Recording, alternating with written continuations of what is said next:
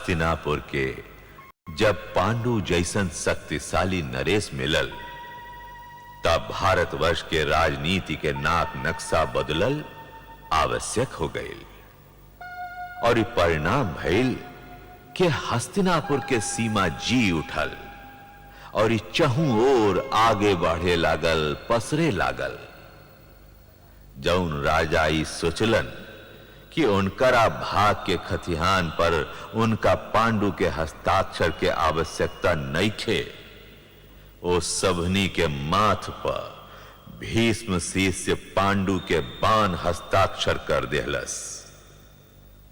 काशी, अंगदेश, बंगदेश, कलिंग, मगध सब करा प्रताप के चढ़ल तेज उतर गए। एक दिन जब हस्तिनापुर के सेना धूर उड़ावत आगे बढ़ल जात रहे कि एगो आवत सेना के ध्वजा लौकल।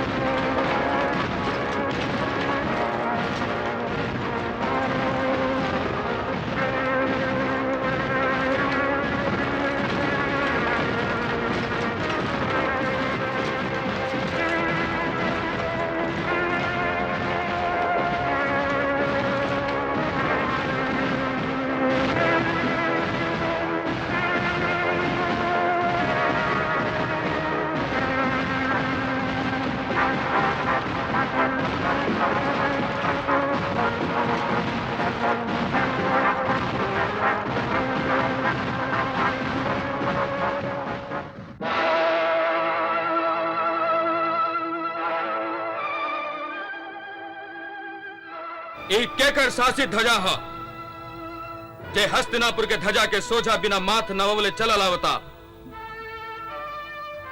ये मध्य देश के ध्वजा है महाराज। मोर्चा!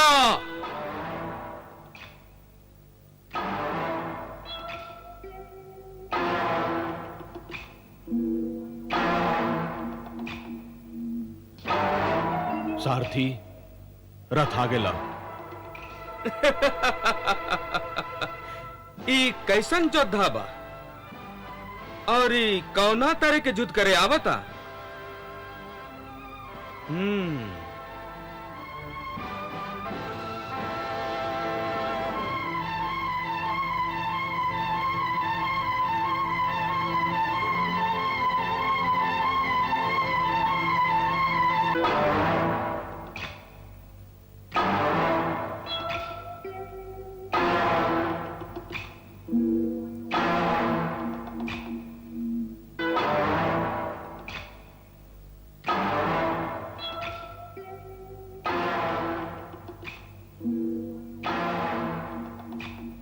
मद्र नरेश, यदि रवा मित्रता के हाथ लेकर आवत है तो स्वागत बा, यदि ना तो उहे रुक जाई।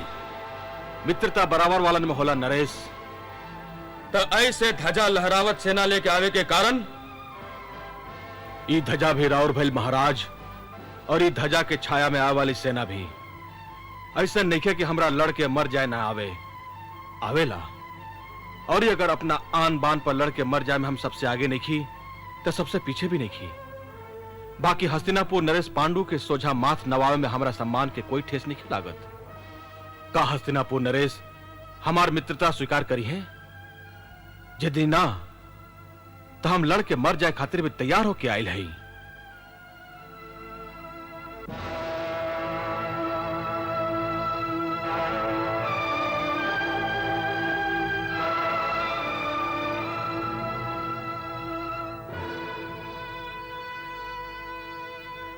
हमरा मित्रता बहुत भावेला मदर नरेश। संसार में मित्रता के हाथ से अधिका सुंदर तो कुछ वो है ना। वो मित्र कैसन जे मित्र के माथ नंगा कर दे। ये मुकुट जहुआ बा ओही जे अच्छा लाग रहल बा।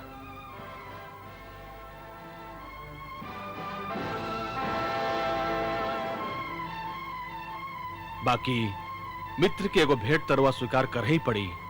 हम स्वीकार कर ली बिना जनले। मित्र के बीच जानल का और ये अनजाना का। अमृत कह के रवा हमरा माहौर थोड़ी पिया देब।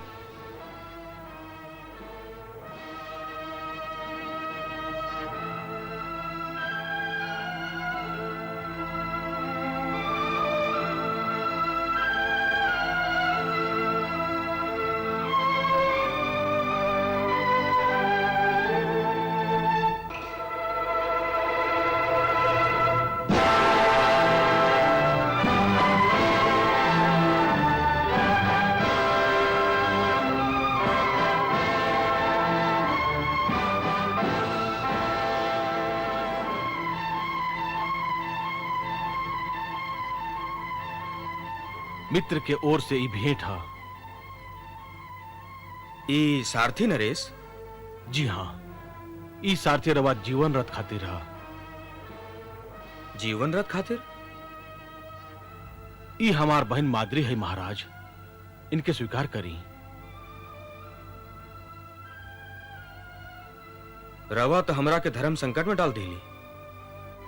धर्म संकट में? हम कुछ वो समझ ली ना। क्रोधित मत होगी नरेश। वो आदमी तो आनेरे हुई जे राजकुमारी माद्री के सुंदरता से प्रभावित ना हुई। ई चंद्रमुखी ता ए चंद्रवंशी के हिया में अंजोर कर दी है। हमरा जिंदगी में इंद्रधनुष के साथ रंग घोर दी है। बाकी इनका के स्वीकार कैल ना कैल ता महारानी कुंती के काम है। यदि उनका आपत्ति ना हुई तो राजकुमारी माद्री खातिर हस्तिनापुर और हमार हृदय दोनों के द्वार खुलल बा। हमरा के महारानी की सेवा में ले चली महाराज। उन्हें निर्णय हो जाए। काहे के भाई महाराज तक कन्यादान कर चुकलन। अब हम जानी और ये हमार भाग।